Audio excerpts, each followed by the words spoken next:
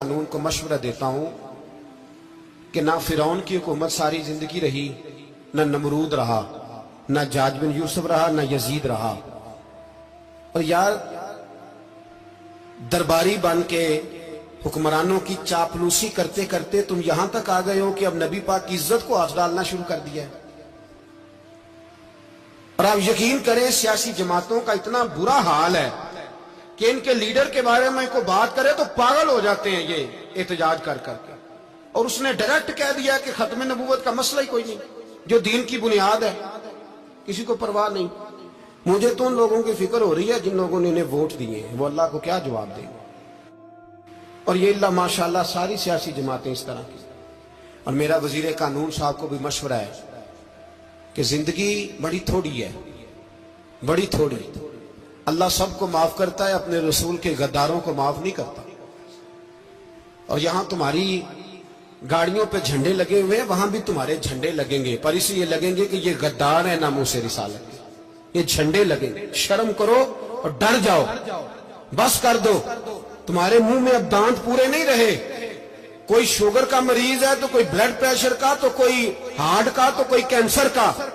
شرم کرو اور اپنی قبر کی بھی تھوڑی سی فکر کرو۔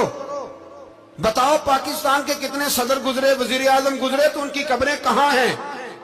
کوئی جاتا ہے ان کی قبروں پہ؟ کسی کو خبر ہے؟ کیوں اپنے لیے جہنم کٹھی کرتے؟ سارا کچھ دنیا داری رہ گئی ہے، سارا کچھ صرف یہی رہ گیا۔ حضرت ابو بکر سردار تھے، حضرت عمر سردار تھے قبیلے، حضرت عثمان سردار تھے۔ انہوں نے سرداریوں کو ٹھوکر مار کے رسول اللہ کے قدموں میں بیٹھنا پسند کیا، سرداریاں چھوڑ کے غلام بن گئے۔ تم سرداریاں بچانے کے لیے رسول اللہ کی غداری کرتے ہو، شرم نہیں آتی؟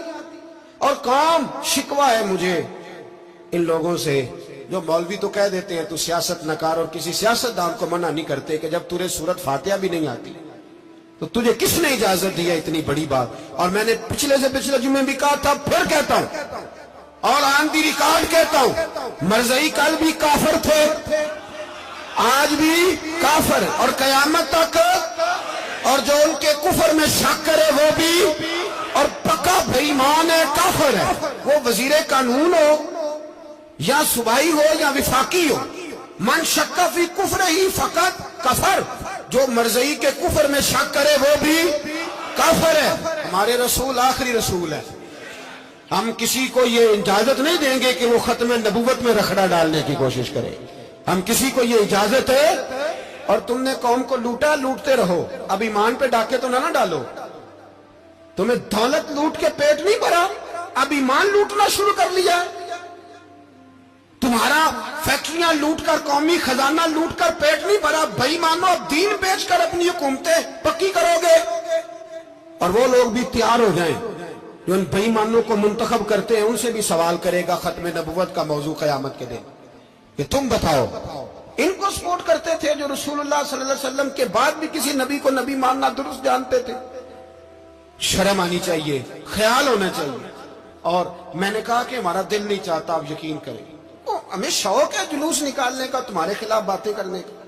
تم نے روز تھرمامیٹر نکالا ہوتا ہے، چیک کرتے ہو کہ ایمان کتنا ہے کتنا نہیں ہے۔ یہ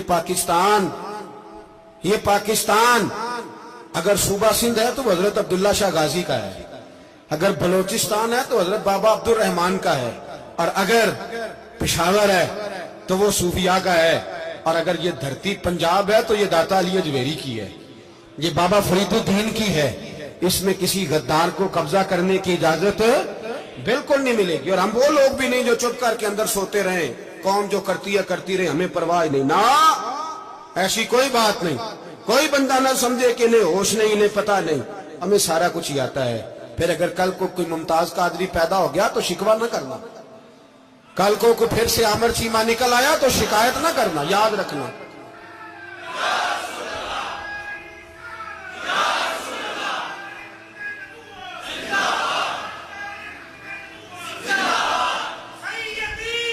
تو میرے بھائی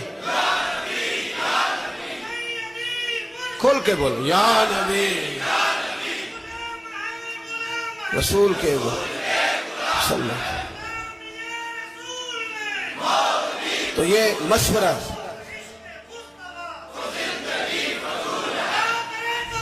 جزاک اللہ۔ تو یہ تمہیں مشورہ ہے،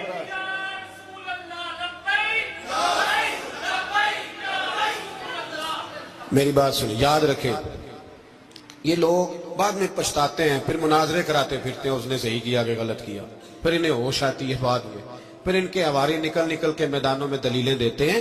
اس لیے ہمارا مشورہ ہے انہیں کہ یہ اپنی حد میں رہیں، اور جو کام تمہارے ذمہ، میں نے کہا نا تم نے بڑا لوٹا، یہ قوم روز تمہیں موقع دیتی ہے لوٹنے کا، یہ موقع دیتی ہے، تو تم نے دولت لوٹ کے پیٹ نہیں بھرے، اب ایمان لوٹنے کے چکر میں آ گئے ہو۔ یاد رکھو، مسلمان گناہگار ہیں، غدار نہیں ہے۔ تمہیں دولت لوٹنے کا تو شاید موقع مل گیا ہے، پر ایمان لوٹنے کا موقع نہیں ملے گا، تو اس لیے اس کو لگام دو۔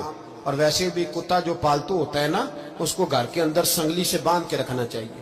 یہ تمہارے بوٹ چاٹتے ہیں، بھونکتے ہیں تمہارے حق میں، وزارتیں لیتے ہیں، ہم نے تو کوئی وزارت نہیں لی تم سے، اور نہ ہمیں شوق ہے، اس لیے کہ ممبری کیا کرنی ہے جس کو ممبر رسول عطا کر دیا جائے، اس نے کیا کرنی ہے یہ ممبریاں جس کو پکا پکا ممبر رسول دے دیا جائے، تو اس لیے اس سے باہر آؤ۔ میں نے کہا بڑے بڑے نمرود، فرعون، قارون دفن ہے، تمہارا بھی نام تک نہیں ہوگا، بالکل نام نہیں ہوگا۔ اس لیے ہمارا مشورہ، اور آپ لوگ بھی آئے نا یہ اگلے سال، تو ان کو کھڑا کر کے پوچھ لینا، اسلامی جمہوریہ پاکستان کا تم نے ایم پی ایم نے بننا ہے، پہلا کلمہ ہی صحیح سنا دو، چلو خدا کا واسطہ یہی بتا دو کہ تمہیں نماز بھی ڈھب سے آتی ہے کہ نہیں، اور آپ کی موج ہے، آپ بٹھا لیتے ہیں سر پہ، کیا کرے، سمجھانے والے مفت گناہگار ہو گئے اور بہکانے والے سب تمہارے یار ہو گئے۔